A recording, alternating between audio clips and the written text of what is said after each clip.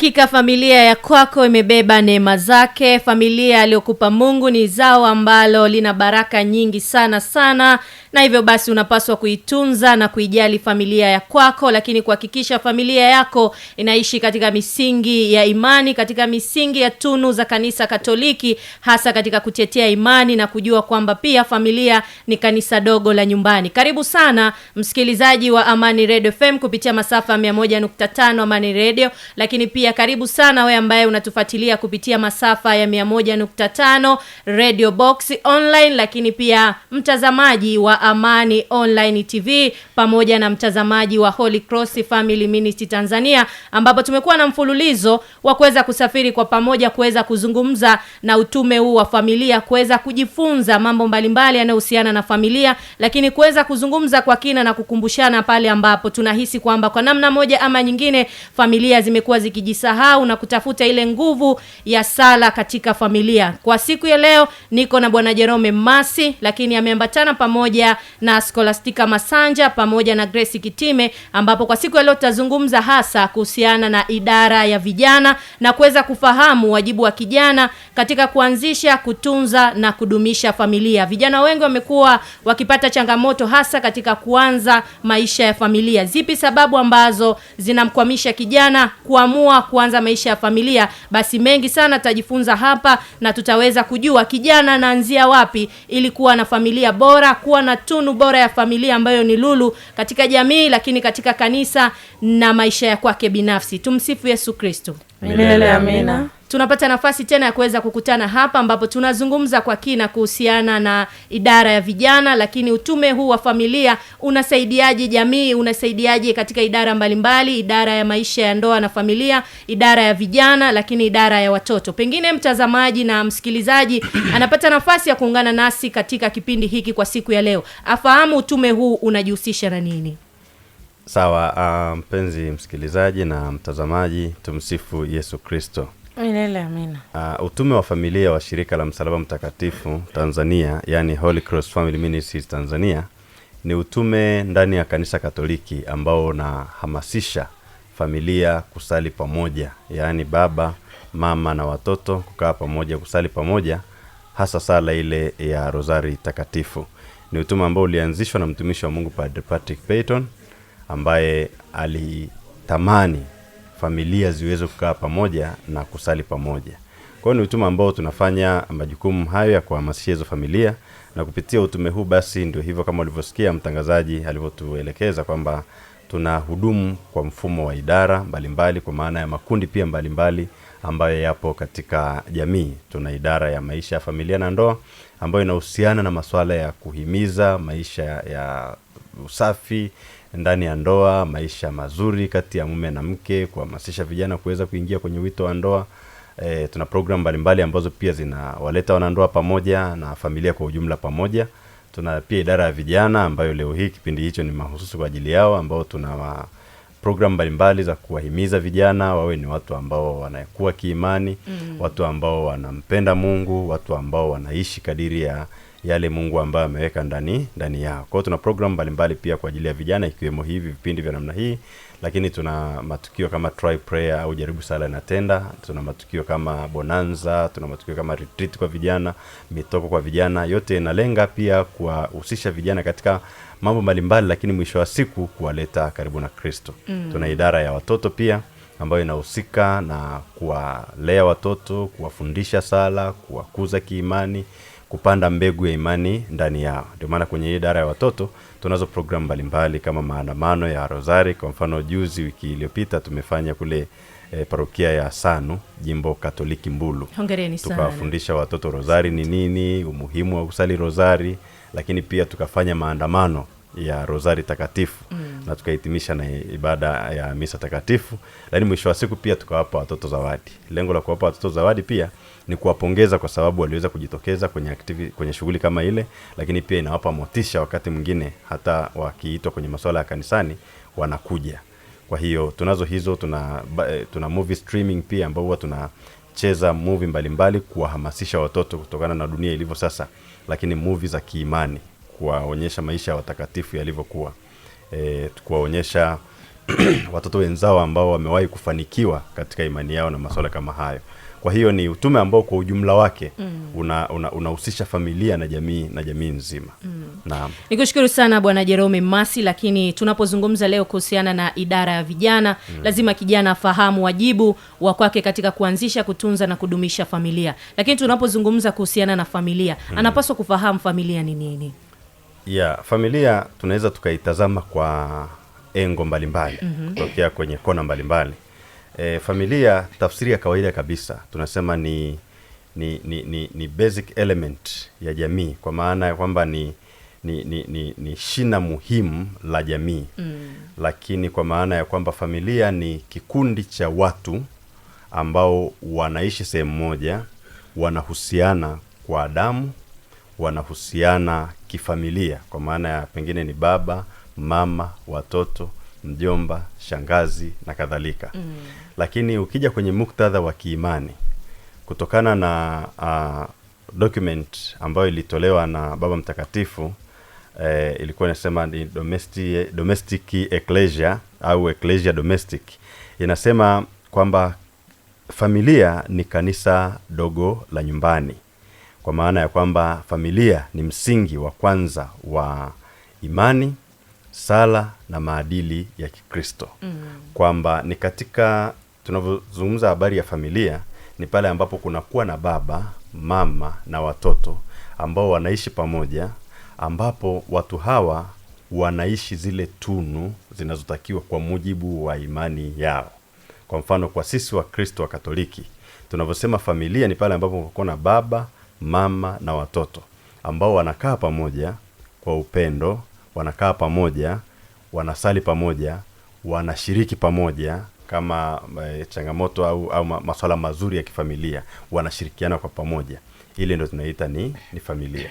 Na ukija kwenye mtazamo wa kijamii pia tunasema kwamba familia ni element, yani ndio mwanzo wa muundo wa jamii. Tafsiri yake ni nini? Unavosafiri huko barabarani au unavotembea barabarani, ukaona jamii fulani iko vizuri au iko vibaya, nenda katazame familia za eneo hilo. Kama tuna familia, tuna watu ambao wanaishi pamoja, ni ndugu kwa kuhusiana, ni ndugu kwa mahusiano ya kijamii au ya kidamu au nini au jirani, hao watu wanachokitengeneza kwenye familia ndicho tunachokiona kwenye jamii. Kwamba ukiona kwenye jamii tuna watu ambao ni wacha Mungu, ujue tuna familia ambazo zinamcha Mungu. Ukiona kwenye jamii tuna watu ambao pengine vijana au watu wazima ambao hawana maadili, urudi kwenye familia, ujue ile tatizo limeanzia kwenye familia. Kwa hiyo kwa ujumla wake ndio hizo tunazosema, lakini kwa muktadha wa leo kwenye kipindi chetu tunazungumza familia kwa maana ya kwamba ile baba, mama na watoto kutengeneza maisha, yani huyu kijana tunazungumzia leo kuweza kuunda maisha ya yeye mwenzake wa ndoa au mke mume, na kuweza kukaa pamoja kama wazazi wetu walivyokuwa pamoja wakatuzaa sisi wakatulelea, na leo tuko hapa. Asante sana Bwana Jerome Masi kwa kuweza kutujuza mapana hayo, kuweza kujua familia ni nini. Kumbe familia ni msingi na ni chimbuko la imani tunavyoendelea kukua katika kuziishi tunu msingi za Kanisa Katoliki. Lakini nikija kwako dada Scholastica Masanja, pengine kijana ni kijana lakini hajui kijana ni nini. Kijana ni mtu wa namna gani? Asante sana. Kijana ni mtu yoyote wa kike au wa kiume ambaye anaanza na umri wa miaka 15 mpaka 45. Huyu ndio kijana. Kijana huyu, kwa nini tunasema ni kijana? Kijana kwa sababu kwanza kabisa kanisa linasema ninawapenda vijana kwa sababu wana nguvu. Kijana ni mtu ambaye bado hajafikia kuitwa baba. Ni kijana yuko kwenye umri, wakati ametoka kwenye utoto, yuko kwenye ujana, lakini anaelekea kuwa kwenye utu uzima. Kijana huyu kuanzia miaka 15 mpaka 45, hapo katikati kuna miaka ambayo sasa anaweza kaingia kwenye familia. Kijana ambaye anaweza kuanza kujitafuta, kijana huyu anaweza kuanza maisha, kijana huyu anaweza kuanza kazi. Kijana huyu anatakiwa awe jamii inamtegemea kwa sababu ndo kijana ambaye anategemea. Kama ni familia imemlea akiwa mtoto. Sasa amefikia ujana, anatakiwa aanze kufanya kazi. Angalau familia na yenyewe inaanza kupumzika kidogo, inajua kwamba kuna mtu ambaye sasa anaweza kutusaidia kimawazo, anaweza kutusaidia kipato. Kama kuna mahali mzazi amekwama, kijana anaweza naye akachangia mchango wake kidogo wa fedha, au kusaidia wadogo zake katika kusoma, au kusaidia wazazi katika kuinua uchumi. Lakini kijana huyo anaweza akasaidia wazazi kimawazo, kwamba sasa anaanza kushirikishwa masuala ya familia. Wanapokuwa na mikutano ya familia, naye sasa anawekwa kwenye kundi kwamba tunamsubiri fulani naye awepo, ili tuweze kuanza vikao vyetu vya familia. Huyo ndo kijana. Tukisalia hapo hapo dada Scholastica, kwa muktadha huo wa kuweza kumjua kijana ni nani, vijana wengi sana kwenye familia hawapewi nafasi ya kusikilizwa. Unahisi sababu hasa ni nini? Familia nyingi haziwapi vijana nafasi ya kuwasikiliza. Ni kwa sababu ya muonekano uliopo sasa. Vijana wengi hawana maadili, vijana wengi hawana kifua. Wazazi wanapowashirikisha vijana, unakuta kijana ameshapeleka mambo ya familia nje. Lakini kitu kingine kinachosababisha ni kukosa imani. Kijana anakuwa hana imani ya kusimama vizuri, ambapo sasa anakosa maadili. Na akikosa maadili, familia inakuwa na hofu. Tukimshirikisha huyu, anaweza akapeleka mambo yetu ya familia nje, alafu baadaye familia ikapata shida na changamoto kubwa. Nirudi kwako Bwana Jerome Mmasi. Inafika umri kijana, familia inaona kabisa ni umri sahihi wa kuoa ama kuolewa, lakini kunakuwa kijana hayuko tayari kuingia katika maisha ya ndoa. Leo tunapozungumza kuhusiana na wajibu wa kijana katika kuanzisha, kutunza na kudumisha familia, unahisi sababu hasa ni nini ambazo zinasababisha kijana huyu kuendelea kuwa tegemezi kwenye maisha ya familia? Yapo mengi dada Irene, yapo mengi kwa kweli, kwa sababu kuna familia nyingi kutokana na malezi yenyewe ambavyo tumewalelea wa vijana. Unakuta kuna baadhi ya familia ambao imemlelea kijana kutojitegemea, siku zote kutegemea wazazi wake. Na maana yake ni kijana ambaye ana uthubutu wa kwenda kufanya. Ndio maana kwenye malezi tunahimiza sana kwamba pale ambapo unaona pengine familia ambayo mtoto akitaka kufanya kitu chochote anakatazwa, ananyimwa, anafokewa, anafanyeje, huyu kijana hata atakapokuwa mtu mzima ni ngumu sana kwenda kuanzisha maisha yake, kwa sababu hana ule uthubutu. Lakini namba 2 pia kwa hawa vijana kutokuwa na ile courage ya kwenda kuanzisha maisha yao, inatokana pia na, tunasema ni mfumo mzima wa maisha ulivyo, kwamba sisi wana familia ambao tumekuepo, ambao ni role model wa hawa vijana, pengine tumekuwa na maisha ambayo hayawavutii hawa vijana kwenda kuanzisha maisha ya familia. Na wakati mwingine pia sisi watu wazima, baba na mama, tumekuwa ni sababu pia kwa hawa vijana, kwa maana ya kwamba hatuwahamasishi kwamba wanaweza, bali tunawasimulia na tunawajengea hofu kwamba hawawezi. Ukishajenga mentality, mtazamo wa namna hii kwa huyu kijana, ni ngumu sana kwenda kuthubutu kuanzisha maisha yake, kumtafuta mwenza wake na kadhalika. Lakini pia hata sisi pia wazazi na watu wazima, tumekuwa badala ya kuwashauri vijana, tunawaamulia ni nani wa kwenda kuanzisha naye maisha. Unafahamu, hata ukitazama kwenye mitandao kuna baadhi ya vijana ambao wanajidhuru na wengine wanajitoa mpaka uhai, kwa sababu alikuwa na mwenza wake, alikuwa rafiki yake, alivyoenda kumueleza baba kule nyumbani au mama kwamba nimepata mwenza, akamwambia hapana, sisi huwa hatui kwenye hilo kabila, hatuolewi kwenye hilo kabila, hao watu ni watu wabaya, haipaswi kwenda. Sasa ni sawa, lakini ingefaa sisi tuwashauri na sio kuamulia. Kwa hiyo unakuta kabisa unamwamulia kwamba wewe nataka umuoe mtoto wa fulani, au uolewe kwenye nyumba fulani, au na mtoto au na fulani. Hiyo moja kwa moja itamfanya huyo kijana achelewe, kwa sababu unajua maisha haya tunayosema ya kuanzisha familia ni maisha ambayo ni mimi na wewe, yani ni mwanaume na mwanamke, mnakubaliana kwamba mtaishi pamoja kwa maisha yenu yote. Na yote ambayo yatatokea katika maisha yawe mazuri au mabaya, mko tayari kukabiliana nayo. Pale hawa wengine ni washauri wa nje, lakini mara nyingi kuna hiyo. Lakini jambo la 4 na naweza kusema ambalo linafanya pengine vijana hawa wana hofu ya hayo maisha, ni changamoto za kiuchumi, ambao sasa hivi tunaona kwamba kuna kama hofu. Mara nyingi huwa tunawashauri vijana, kijana ambaye hajaoa kwa mfano, anaweza akawa kwa siku moja anatumia zaidi ya 10,000 katika maisha yake ya kawaida.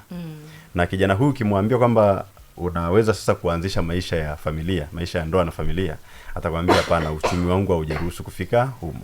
Lakini tunapozungumza leo hii kuna wana familia ambao wanaishi chini ya hiyo 10,000, ni mume na mke na watoto. Kwa hiyo kuna yule mtazamo kwamba pengine maisha haya ya ndoa na familia kwa ujumla wake ni maisha ya gharama sana. Ni kweli kuna gharama zinahitajika, kuna mahitaji yanahitajika kwenye familia. Lakini ile kuogopa kuanza jambo lolote, ukiogopa kuanza, hata huko mbele huwezi kwenda.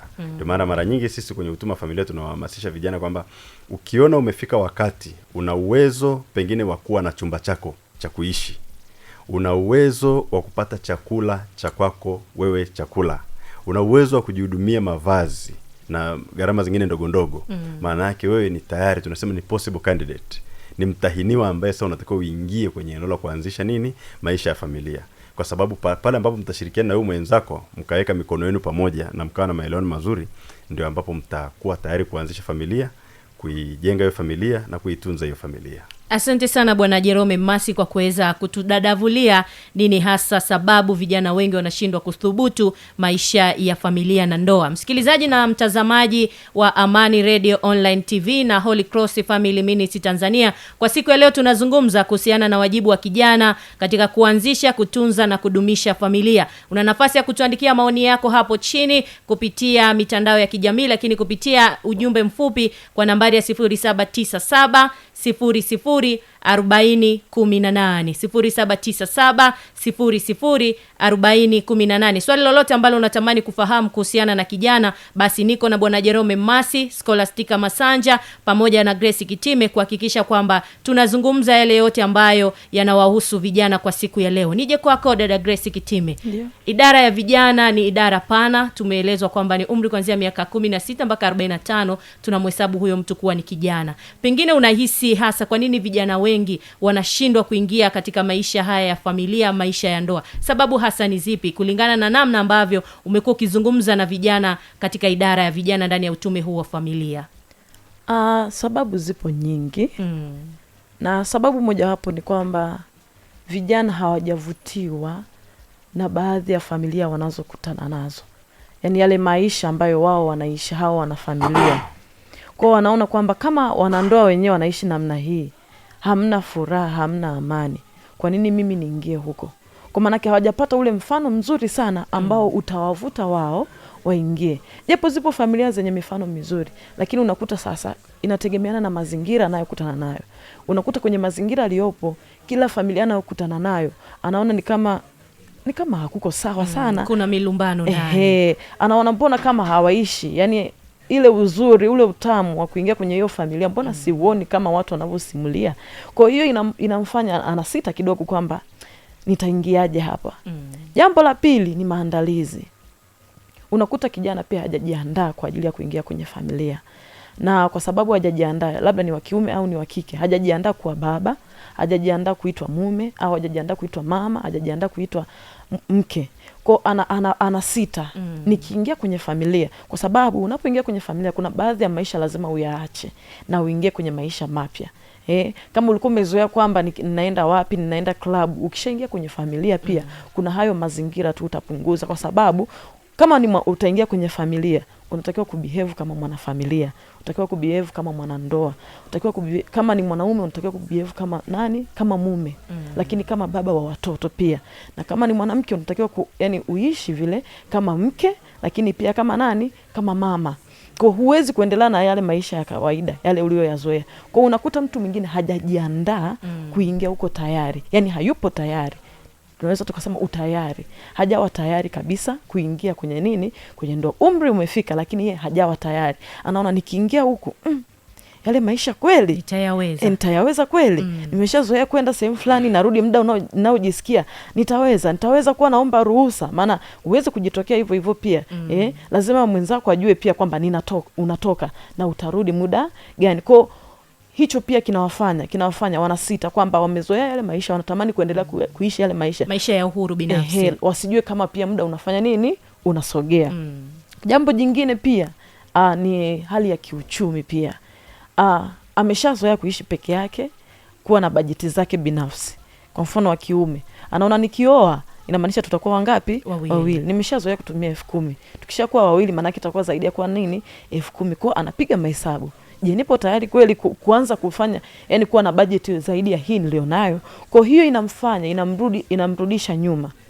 Lakini haya yote yanatokana na nini? Kwamba maandalizi ya kufanyika nini? Mapema. Mtu akujiandaa mapema kwamba itafika wakati nitakuwa na familia na pia nitatakiwa kuwa na uchumi fulani. Hata kama hali ni ngumu, lakini kuna namna tu kwamba kuna wakati, kuna kipindi nitakuwa na familia. Inamaanisha pia hali ya maisha pia itabadilika. Kama nilikuwa ninatumia kiasi fulani, maana yake lazima kitaongezeka. Kwa hiyo inamfanya nafikiria mara mbili kwamba mimi tu nashinda kujilipia kodi. Nikiongeza na huyu maisha yatakuwaje? Mimi tu wakati mwingine napata nashinda labda nimekunywa chai, wanasema pasi ndefu. Napiga pasi ndefu. Nikiwa mtoto wa watu kweli nitampigisha pasi ndefu. Kwa inamfanya kwamba anarudi nyuma, naona labda sijawa tayari kufanya nini. Kwa hiyo inampa hofu. Lakini jambo jingine, aina ya marafiki. Vijana wanaokuwa nao. Marafiki wengine wanakuambia ndoa haina umuhimu. Unaingia kufanya nini huko? Kwa nini uoe? Si uzalishe tu mahali au si uzae tu mtoto. Kwa aina ya marafiki pia inawafanya pia wanashindwa kuingia kwenye nini? Kwenye ndoa. Kwa sababu marafiki wengine hawana ushauri mzuri. Wanakuambia unaniona mimi ninavyoishi? Kwani nina shida? Hakuna shida mahali. Hakuna ulazima. Maisha ni haya. Lakini tukirudi kwenye neno la Mungu, kwenye kile kitabu cha Mwanzo, Adamu anaambia kwamba si vema uishi peke yako, nitakutafutia nani? Msaidizi. Inamaanisha pia kuna mahali tunatakiwa pia kufanya nini? Kusaidiana. Lakini pia tumeambiwa kwenye Biblia pia tuliambiwa kwamba wa kiume ataacha baba yake na mama yake, naye ataambatana na nani? Na mke wake. Na mke hivyo ataacha baba yake na mama yake, ataambatana na nini? Kwa pia vijana wanakataa kuwaacha wazazi wao na kuambatana. Kwa sababu kuacha wazazi ni jambo la kwanza, kuambatana ni jambo jingine. Maana yake unapoambatana na mtu mwingine unaachana na ile familia ya kwako, unaingia sasa kwenye familia mpya ya kwako na ita. Kwa vijana wengi wanashindwa, hawataki kuambatana. Bado wanatamani kuendelea kushikilia familia zao. Bado wanaamuliwa na wazazi. Lakini jambo jingine ni mitandao ya kijamii. Kwa sababu vijana wengi pia wanatumia simu, mitandao ya kijamii, TikTok, wapi, wanaona maisha. Kumbe maisha ndio haya bwana. Yaani unajua kuna maisha ya mitandao ya kwenye mitandao ya kijamii na kuna maisha ya uhalisia. Kwa unakutana kwamba na kijana anafuatilia kwenye ile mitandao ya kijamii, anaona mbona watu wanaishi maisha namna hii, bila kujua kwamba kuna wakati mwingine kwenye mitandao ya kijamii watu wanaigiza, lakini kuna maisha yao kabisa ya uhalisia. Kwa kijana anaona bora niishi kama hao watu kwenye nini? Kwenye mitandao ya kijamii, na kufuata zile desturi za upande wa magharibi, single parents, sijui hivyo anaona haya ndio maisha. Lakini asijue kwamba hizo ni kacha za watu wengine. Tukirudi kwenye kacha zetu za Kiafrika, tuna maisha yetu ambayo hayo maisha hatuwezi kuiga maisha ya watu wengine. Kwa mitandao ya kijamii pia imekuwa ni athari kubwa kwao, kuwafanya kwamba kurudi nyuma kuanzisha nini? Familia. Ndio. Barikiwe sana Grace Kitime kwa ufafanuzi huu ambao umeweza kutupatia hapa kuhusiana na changamoto ambazo zinasababisha vijana wengi kushindwa kuthubutu kuingia katika maisha ya ndoa, maisha ya familia, maisha ya kuwa baba, lakini kuwa mume katika familia. Pengine Bwana Jerome Mmasi, tunapozungumza leo na kijana huyu kuthubutu na kuamua kuanzisha maisha ya familia, unahisi hasa ni mambo gani ambayo yanaitambulisha familia iliyo bora ya Kikristo, ambayo itakuwa mfano bora kwa huyu kijana wa leo kuamua sasa kuanzisha maisha ya familia? Asante sana Dairini na msikilizaji pamoja na mtazamaji. Yako mambo mengi ya msingi sana ambayo kwa kweli yanaitambulisha familia iliyo bora. Na kumbuka kuna wimbo moja umewahi kuimba na kwaya moja hapa Arusha. Familia takatifu ni ile ya kumpendeza Mungu, ni familia inayodumu katika pendo la Mungu. Kwa cha kwanza ambacho kinaweza kikafanya familia hii kuwa bora na kikavutia hata vijana wakatamani kuanzisha maisha ya familia kwa ujumla wake ni upendo. Kitazama familia nyingi kwa kweli upendo umemomonyoka. Ni kwamba tunapendana tunasema material, tunapendana kwa vitu. Kuna familia ambazo pengine unakuta kwamba baba ili asalimiwe vizuri lazima alete kitu. Asipoleta hasalimiwi vizuri. Huyu kijana itamkatisha tamaa kwa sababu kuna wakati mwingine ataenda kutafuta hatapata. Kwa anahisi pia siku akija hana kitu upendo ule utakuwa umeondoka. Kuna mama ambaye pengine anapendwa kwa sababu tu ya urembo wake alivyo, yani alivyo sura yake na nini na sasa hivi vinafanya mara nyingi vijana wengi pia tunasema wanasema wenyewe wanaingia chaka. Kwamba anaona kwamba pengine ili mimi niingie huko wanasema kuna piece moja nimeielewa, kuna dada mmoja mzuri sana, mkaka mmoja mzuri sana nimemuelewa na nini. Ni kweli hivyo ni vitu vya nje, lakini tunapozungumza upendo tunazungumza ule upendo ambao ni upendo wa ndani. Na ni upendo ambao haupendi tu sura, unapenda tabia, unapenda mienendo, unapenda vitu vingine vya namna hiyo. Na hii itawafanya hata vijana wengi ambao wanatamani kuingia kwenye haya maisha ya familia na ndoa kwa ujumla wake waelewe kwamba kumbe familia ni kitu kizuri, sababu ndio kunapatikana upendo, kujaliana na kadhalika. Lakini jambo lingine ambalo linaitambulisha familia bora ya Kikristo ni malezi bora. Ni malezi bora. Wakati vijana wakati unaingia kwenye haya maisha ya familia na ndoa kwa ujumla wake, mkienda kufunga ndoa kuna kiapo mnakula pale. Na kuna maswali mnaulizwa kwamba mko tayari kuwapokea watoto ambao mtapewa na Mungu kama zawadi, mwalee katika njia na kadhalika. Kuna maneno pale mazuri sana. Na tunasema ndio, maana yake tunaahidi kwa Mungu. Yule ambaye tuna padri anaye preside, anayeongoza ile kiapo, yeye ni mwakilishi tu, lakini kimsingi tunaapa kwa Mungu mwenyewe. Kwa hiyo malezi bora ndani ya familia yatakuwa ni kigezo kizuri ambacho kinaitambulisha hii familia ya Kikristo. Kwa maana ya kwamba watoto na sisi wengine kwa ujumla wake tufundishwe vizuri. Na tunavyosema sisi malezi kwa upande wa utuma familia, huwa tunahimiza malezi maeneo matatu. Tunasema cha kwanza ni malezi ya ubongo ya moyo wa mtoto. Ile roho ile ya mtoto. Roho ya mtoto inalewaje? Unailelea kwamba unamfundisha huyu mtoto juu ya kitu kinaitwa imani. Mungu ni nani? Msali pamoja pale nyumbani. Mfundishe mtoto kusoma Biblia na kutafakari. Ile kukaa pamoja nyumbani mnasali, unasoma Biblia alafu mnashirikishana. Tunasema kuumega mkate, mnashirikishana kwa pamoja. Huyu mtoto mjengee vitu ambavyo utakuwa unafanya matendo mema ya kiimani akiwa anaona. Ni pale ambapo wakati mwingine mchukue huyu mtoto naenda naye kwenye vituo vya kulelea watoto wenye mazingira magumu, ili aone na wenzake wanapitia shida gani, aone na wewe umeenda na sukari umewapa, umeenda na sabuni umewapa. Huyu mtoto atakuwa akiwa ameimarika sana kwenye eneo la malezi, hasa kwenye eneo la kiroho. Lakini pia tunasema eneo lingine kwenye haya malezi ni kulea ubongo wa mtoto. Kwa maana kwamba kama mzazi au mlezi, ni vizuri kwenye familia zetu tuhakikishe kwamba watoto wetu wanalelewa hasa kwenye maarifa, wanapata maarifa yaliyo sahihi. Ndio maana tunasema kwamba ewe mzazi au mlezi, pambana sana hakikisha kwamba watoto wanapelekwa shule nzuri, au hata kama ni shule ya namna gani, lakini hakikisha anapata maarifa sahihi. Lakini wewe unayekaa naye pale nyumbani, hakikisha unampa maarifa sahihi. Kwa maana ya kwamba zile shughuli za kawaida ambazo binadamu wa kawaida anategemewa kuvifanya katika maisha yake, umfundishe, na sio kwa maneno tu bali kwa vitendo. Sehemu ya tatu ambayo tunahimiza kwenye malezi ya watoto ni kitu inaitwa kufundisha mikono ya mtoto. Kwa maana ya kwamba hakikisha kwamba mtoto pamoja na elimu na vitu vingine ambavyo umemfundisha, hakikisha kwamba anafanya shughuli, anajishughulisha kwenye kufanya chochote. Hapo nyumbani una bustani, hakikisha mtoto anajifunza kulima mboga, anajifunza kumwagilia maua, kufagia uwanja, kudeki, kupika chai na vitu kama hivyo. Ukiwaachia tu wale tunaita house girl au wasaidizi wa kazi za ndani, utajikuta kwamba unamlelea mtoto ambaye ni mtoto wa kike hajui kupika chai, na unategemea kesho kutwa aolewe akapike chai. Yakitokea matatizo huko, atakatisha vijana wengine tamaa kuoa au kuolewa. Lakini tunasema pia juu ya eneo la tatu ambalo linatambulisha hiyo familia bora ya Kikristo ni imani thabiti. Kwamba vijana wakati mwingine wanaweza akakosa mifano mizuri sana kwa baadhi ya familia kutokana kwamba pengine imani yetu inayumba yumba. Lakini ukiwa na baba ambaye amesimama vizuri, tunamwona ni mtu wa sala, anashirikiana na familia. Mama tukamwona naye ni mtu wa sala, anaenda kwenye vyama vya kitume, shirika Legio Maria, shirika la Rosari Takatifu, Wawata, Moyo Mtakatifu wa Yesu. Baba tukamwona yuko Yosefu, Uwaka, anaenda jumuiya, anaenda kanisani, wanashirikiana baba na mama, wanasali pamoja, wanasoma neno la Mungu pamoja katika familia, wanafanya matendo mema.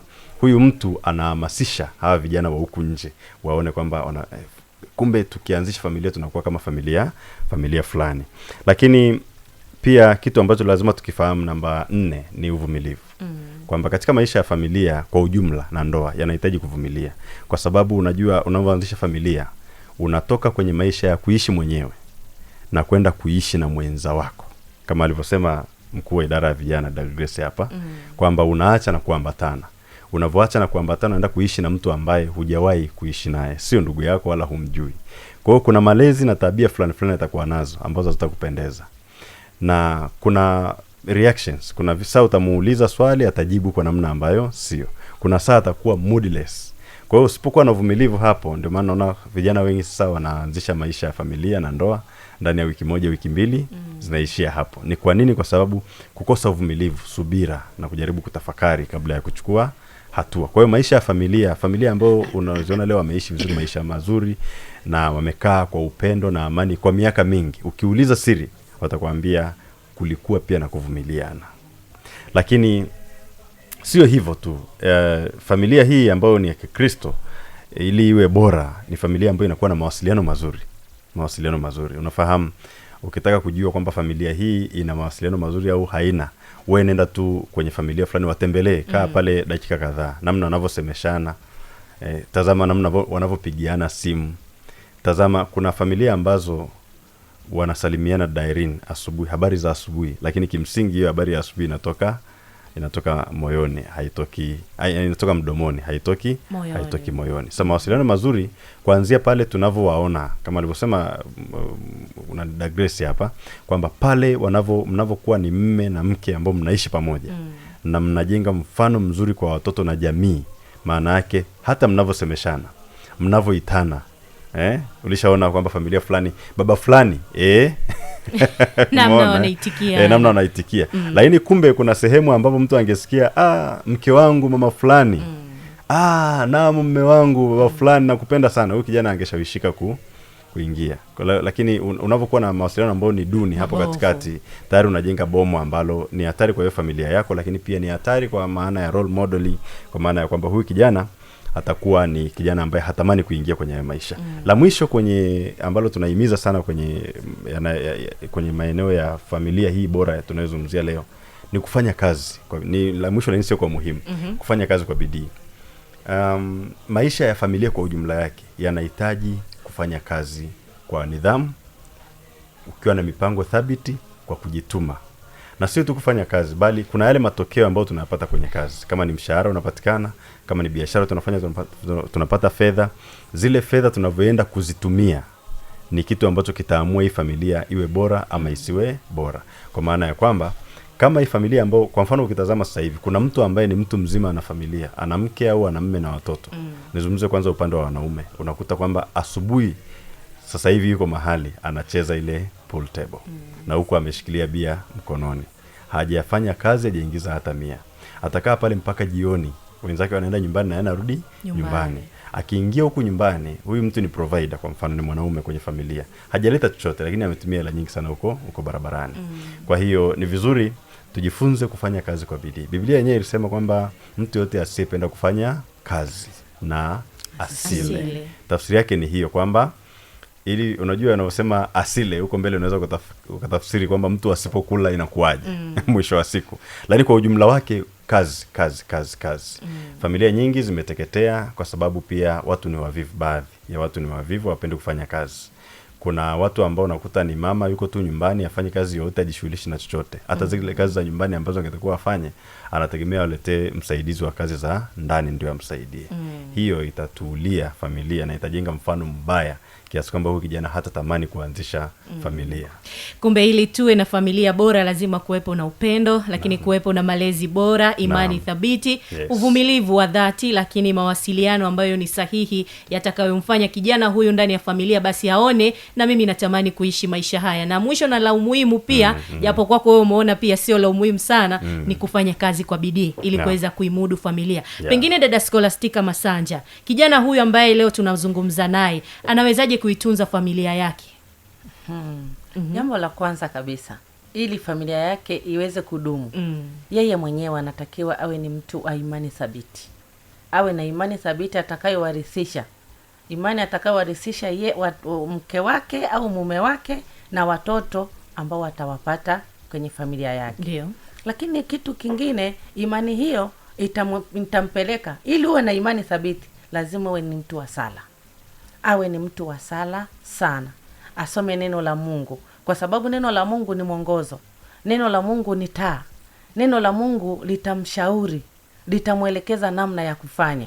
Ili uweze kutengeneza familia yako iweze kudumu, lazima neno la Mungu litakuonyesha kwamba ili uweze kuishi vizuri na mke wako unatakiwa uishije, ili uweze kuishi vizuri na mme wako unatakiwa uishije. Kwa hiyo awe ni mtu wa imani thabiti, lakini awe ni mtu wa sala sana, lakini asome neno la Mungu sana na washirikishe familia yake. Asisome yeye peke yake, ashirikishe familia, walitafakari neno la Mungu, alafu wasali pamoja. Hapo familia yake itaweza kudumu. Jambo lingine ambalo litamsaidia sana kijana huyu familia yake iweze kudumu, kama kaka Jeroma alivyosema, awe ni mchapakazi. Ili familia yako iweze kudumu, lazima uwahudumie. Kama wewe ni baba, lazima familia yako iweze ijue kwamba inakula nini, wanalala wapi, wanaweza kuishije, zile hatua za kuishi kama familia. Lazima uweze kuwajibika.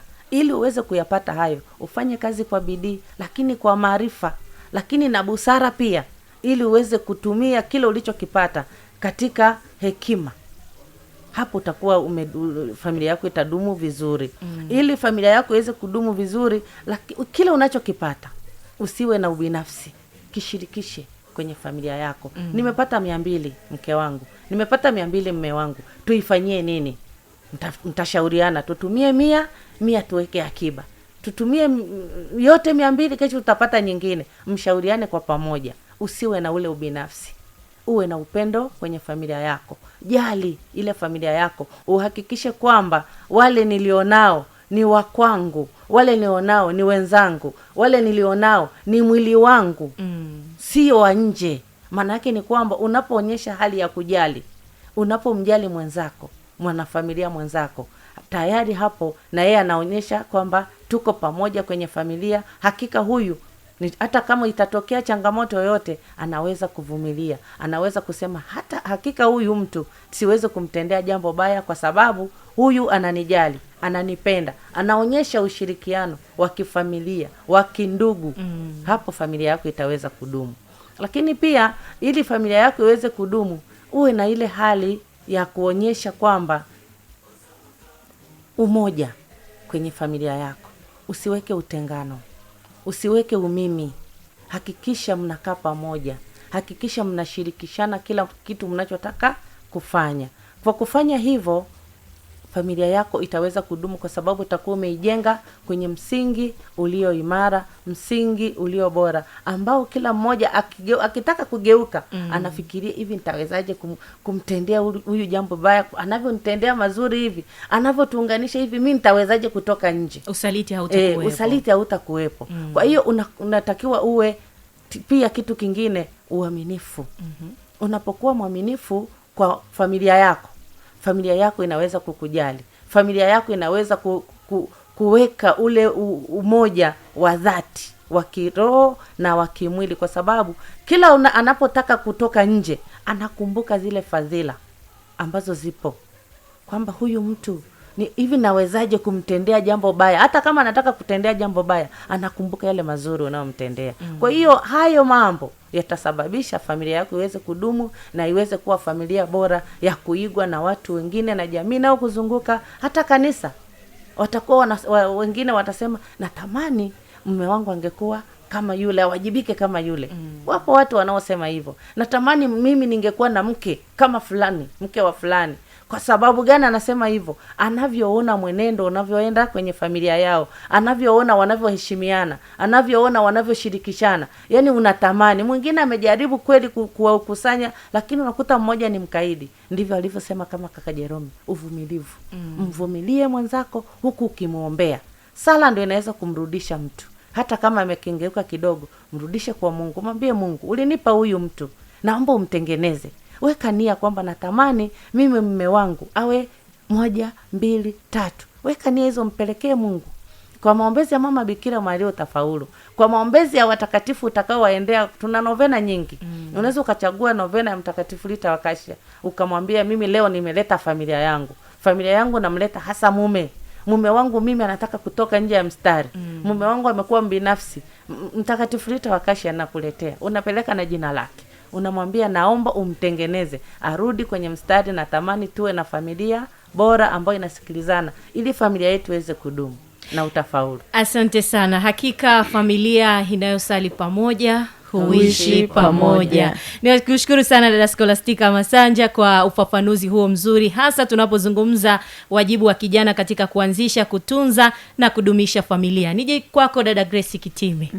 Pengine umeyasikia mengi kutoka kwa watu wenye familia.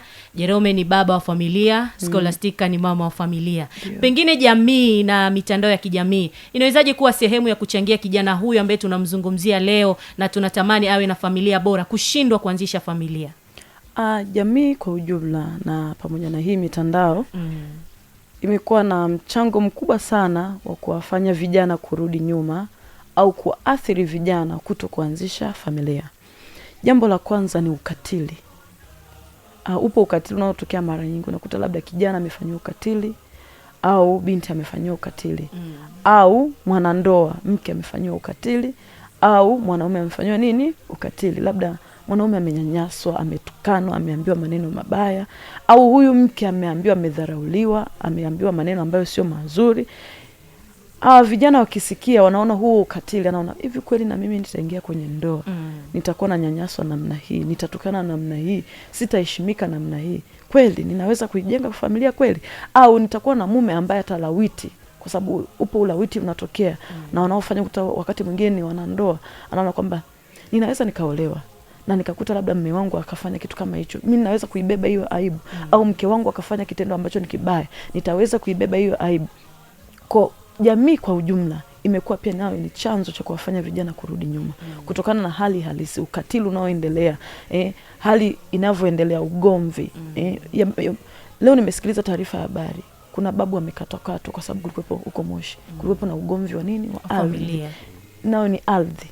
Mtu imagine mtu amekatwa mpaka amefika point ya kufa kwa sababu ya nini? Kwamba kwenye familia tu ulikuwepo na huo ugomvi wa ardhi.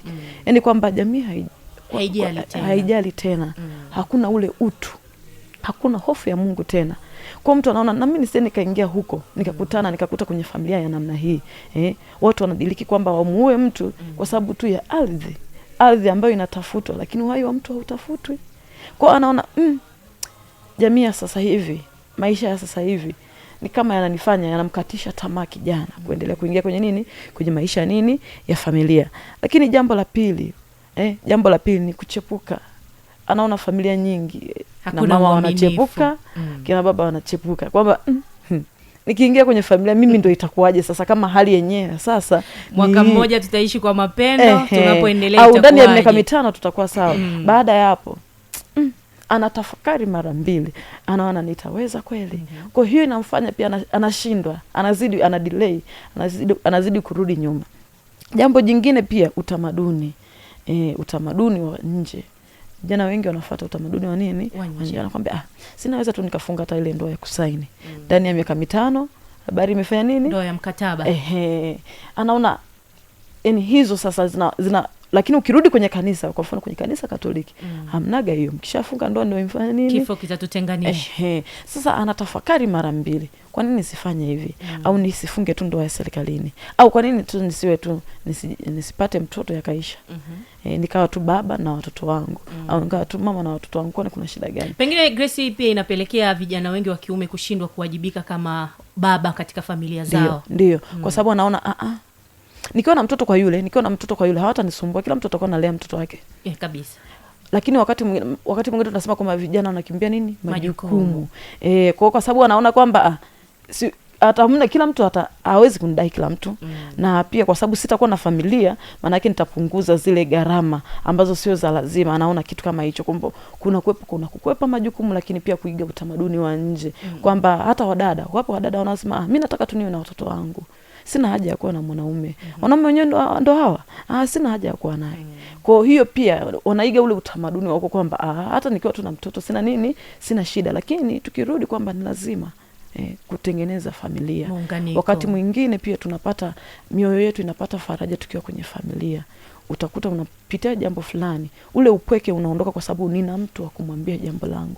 Nina mtu atakayenisikiliza. Ukiwa na mume au na mke, unaweza kumwambia kitu akakusikiliza na akakuliwaza. Ukajikuta uko mpya kabisa. Kesho ukienda kazini uko sawa tu, labda ulikwazika kazini. Ila kwa sababu unajua nikimwambia fulani anaweza akaniambia vizuri. Nikimwambia mume wangu au mke wangu anaweza akanipatia maneno ambayo yatanisaidia. Jambo jingine tunasema kwamba ni imani dhaifu.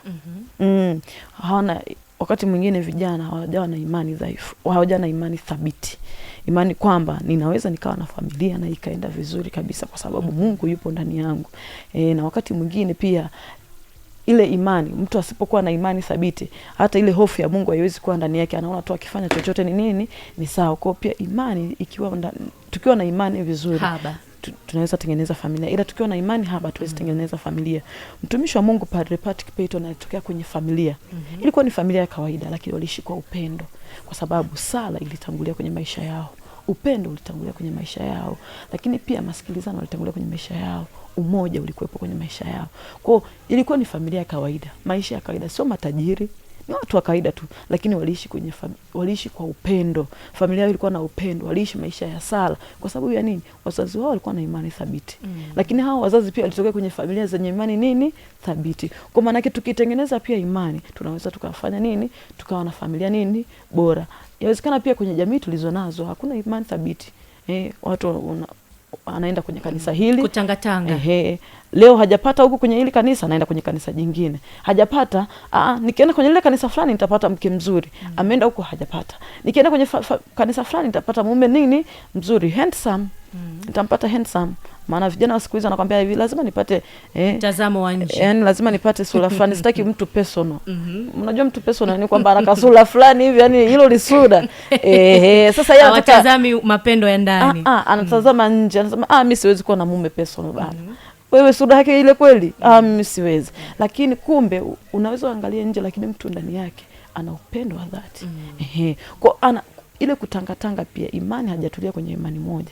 Anaenda hapa, baadaye anajikuta kwamba amechanganyikiwa, haelewi sasa wapi ni wapi.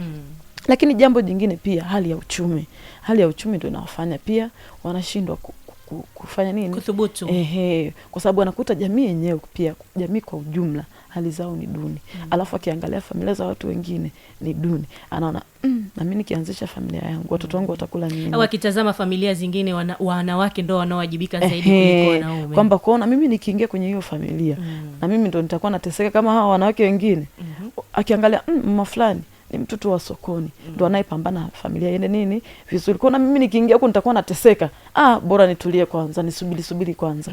Lakini kumbe manake tukibadilisha huo mtazamo, hali tunazokutana nazo, hali za uchumi zisitutenge na nini na kuanzisha familia. Kwa sababu mimi naweza pata 500 na wewe mwingine akapata 500, tukaunganisha hizo nguvu. Tunapounganisha nguvu tunaweza tukatengeneza kitu vizuri. Na wakati mwingine pia baraka tunazipata kwa sababu tupo pamoja. Wanasema kwamba pia hata mwanaume anapoenda kufanya kazi, wakati mwingine kuna baraka anazipata kutoka kwa nani? Kwa mke. Kwa sababu Mungu amempa huyu mwanamke hiyo hali. Anaweza kumwombea mume wake na akapata huko anakoenda. Kwa wakati mwingine pia vijana, kuna baraka tunazikosa kwa sababu hatujatengeneza familia. Wakaka tumeshindwa kupata hizo baraka kwa sababu hatuko kwenye familia. Ungepata mtu wa kukuombea kwenye hiyo mihangaiko yako. Wadada hatujapata kwa sababu hatujapata watu ambao wangetushika mkono, wangetuombea pia kwa Mungu. Na tungekaa pamoja, tungesali pamoja, vitu vingeenda tu sawa. Yawezekana hali tunaona kwamba ni ngumu, lakini tutakapokutana pamoja, Mungu akatubariki na akazibariki familia zetu. Kwa sababu Mungu hawezi kutukutanisha pamoja na akatuacha tufe na njaa. Lazima Mungu atafanya nini? Atatusaidia na atatubariki na familia zetu zitakuwa bora. Kwa hiyo nikwambie kijana kwamba usiogope. Yaani hali unayokutana nayo, mazingira unayokutana nayo, usiogope. Wewe uwe wa kwanza kuyabadilisha hayo mazingira.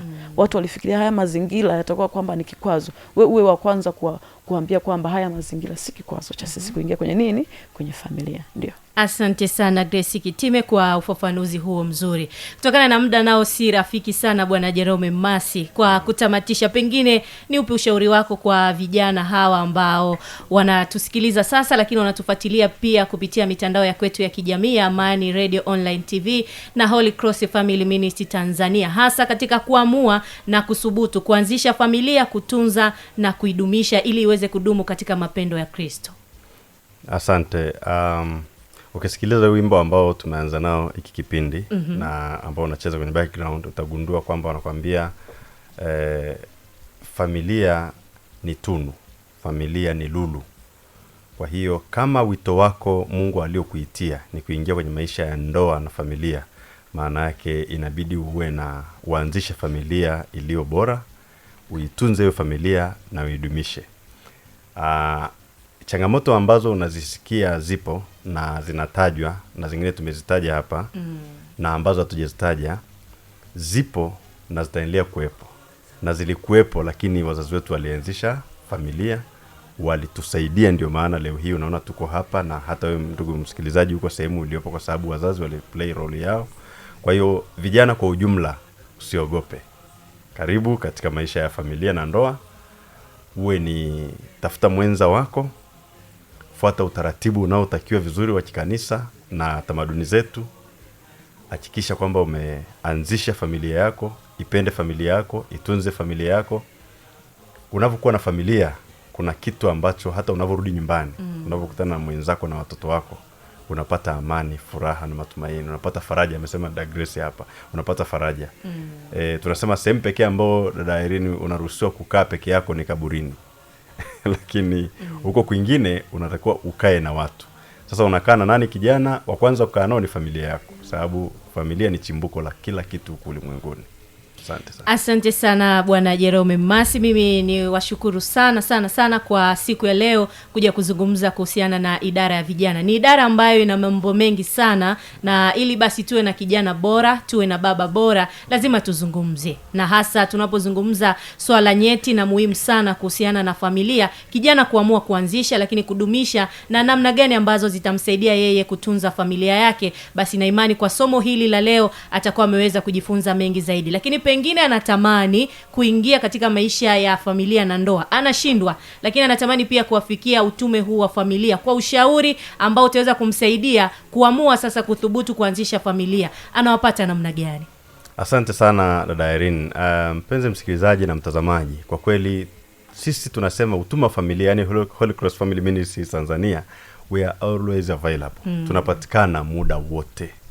Kwanza tuna ofisi ya utume iliyoko kule Jimbo Katoliki Mbulu, na ambako yupo mkurugenzi wetu Padre Vincent Mbusa wa Shirika la Msalaba Mtakatifu Tanzania, ambapo ukitaka kutufikia pia upande wa Arusha tuko parokia Moyo Mtakatifu Yesu Mbetini.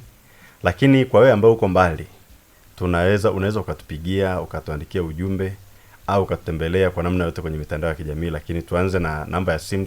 Tuna simu ya ofisi ambao ni 0623 0623 303. Muda wote akipiga, akiandika message ya WhatsApp, tutamjibu na tutamfikia, tutamshauri vizuri. Lakini pia tunapatikana kwenye mitandao ya kijamii Holy Cross Family Ministries Tanzania, kwenye YouTube, kwenye Instagram ni HCFM Tanzania, HCFM Tanzania. Lakini pia TikTok tuko kwa jina hilo hilo HCFM Tanzania. Kwenye Facebook tuko kwenye Holy Cross Family Ministries Tanzania na HCFM Tanzania. Muda wote tunapatikana. Karibu, akitaka kutembelea ofisini tunapatikana, isipokuwa siku ya Jumatatu tu ndio hatupo, lakini siku zingine zote tupo, na tunawafikia hao watu kupitia idara yetu ya maisha ya familia na ndoa. Tunawashauri, tunawahimiza, tunawakaribisha katika maisha ya familia na ndoa. Barikiwe sana. Amina. Asante pia wewe msikilizaji ambaye tumeambatana pamoja mwanzo mpaka tamati kupitia Amani Radio Online TV na Holy Cross Family Ministry Tanzania. Usisahau kulike, kusubscribe ili kuendelea kuwa mwanafamilia wa kwetu. Lakini asante pia wewe ambaye umeshiriki nasi kwa kutuma ujumbe wako mfupi. Basi na imani kupitia 07 0797004018. Kipindi kijacho Bwana Jerome Masi pamoja na crew nzima ya Holy Cross Family Ministry Tanzania watakuja kujibia hapa maswali ya kwako. Na kwa siku ya leo tumezungumza wajibu wa kijana katika kuanzisha, kudumisha na kutunza familia. Basi ili kijana uamue kuwa na familia iliyo bora, hakikisha ndani yako una upendo wa kweli, lakini una uvumilivu wa kutoka ndani. Naamua sasa, thubutu, kwa sababu unaweza, na usiogope changamoto za maisha, kwani katika kuishi pamoja kuna baraka. Na familia ni lulu na ni tunu ya kanisa Katoliki, na usisahau pia kwamba familia ni kanisa dogo la nyumbani. Mimi ni Irene Simon ambaye nimewezesha kipindi hiki kwa siku ya leo. Mungu akubariki na akutunze. Tukutane kipindi kijacho.